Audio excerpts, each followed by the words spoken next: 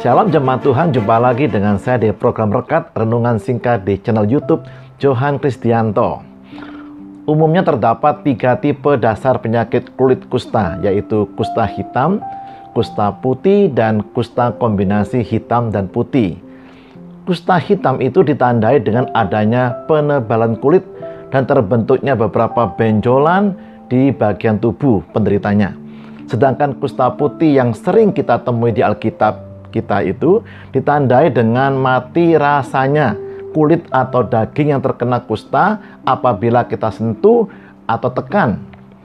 Di akhir negosiasi Tuhan untuk memanggil dan mengutus Musa menghadap Firaun, Tuhan menunjukkan kondisi real hati Musa saat itu. Mari kita baca kitab Keluaran 4 ayat 6 dan 7. Keluaran 4 ayat 6 dan 7. Lagi firman Tuhan kepada Musa, masukkanlah tanganmu ke dalam bajumu. Bahasa Inggrisnya bosom atau dada, lipatan baju bagian atasnya sini. Dimasukkannya tangannya ke dalam bajunya, dan setelah ditariknya keluar, maka tangannya Musa kena kusta, putih seperti salju. Sesudah itu firman-Nya, masukkanlah lagi tanganmu kembali ke dalam bajumu.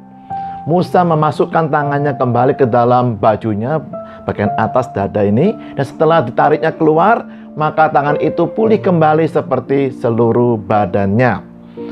Mengapa Tuhan menyuruh Musa untuk memasukkan tangannya dan menyentuh bagian dada atau hatinya? Mengapa tidak menyuruh menyentuh baju atau jubah gembalanya saja? Musa memasukkan tangannya ke dalam lipatan baju bagian atas atau dadanya, kemudian dikeluarkannya tangannya, didapati tangannya kena kusta putih. Hal ini berarti dada atau tepatnya hati Musa terkena kusta putih yang menulari tangan Musa atau tindakan perbuatan tangannya Musa.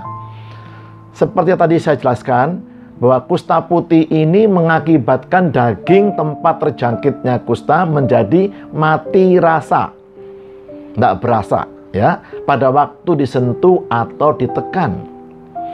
Dulu sewaktu Musa masih memakai baju jubah anak angkat putri Firaun alias pangeran kerajaan Mesir, wibawa, kemuliaan, dan kuasa seorang pangeran juga melekat di baju jubah Musa saat itu.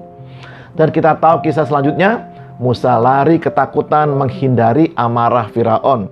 Musa lari sejauh-jauhnya dan menanggalkan baju jubah pangeran Mesirnya serta segala atribut yang melekat di baju tersebut. Dan sekarang Musa sudah tidak punya apa-apa lagi. Bahkan pekerjaan dan tempat tinggalnya pun menumpang di rumah Yitro mertuanya.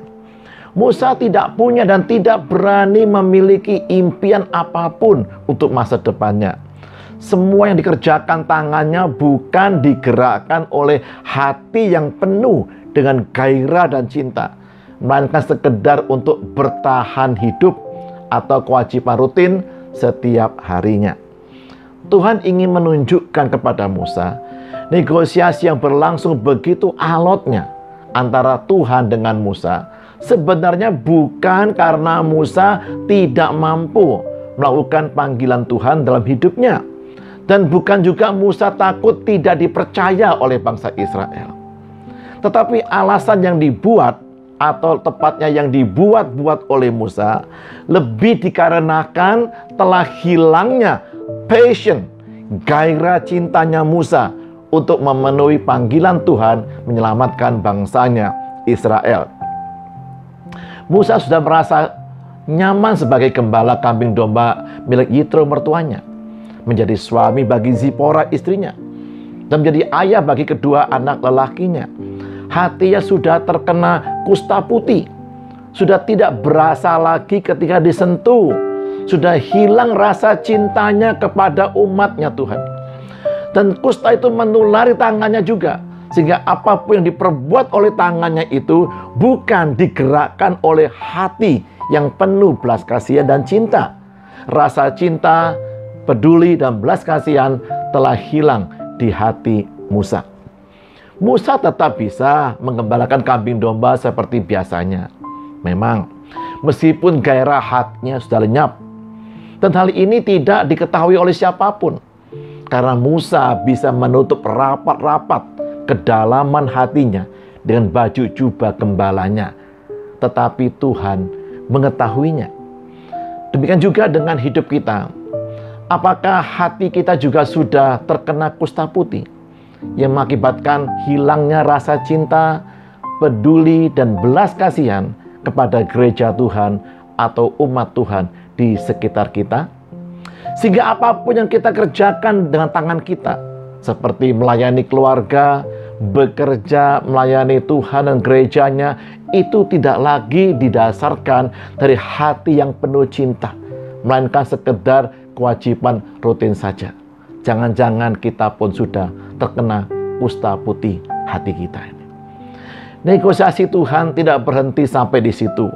Kemudian Tuhan menyuruh Musa memasukkan lagi tangan yang terkena kusta putih itu ke dalam lipatan baju bagian atas atau dadanya. Lalu dikeluarkannya tangannya, dan sekarang tangan Musa sudah pulih, bersih dari kusta. Barulah kemudian Tuhan bisa memakai Musa. Kiranya nyanyian Kidung Agung 8 ayat yang ke-6 menjadi seruan ikrar janji kita juga. Kidung Agung 8 ayat yang ke-6. Taruhlah aku cinta seperti meterai pada hatimu, seperti meterai pada lenganmu, karena cinta kuat seperti maut, kegairahan gigi seperti dunia orang mati, nyalanya adalah nyala api, seperti nyala api Tuhan. Apapun yang kita lakukan dengan hati yang penuh gairah cinta kepada Tuhan. Amin. Tuhan Yesus memberkati kita semua. Shalom.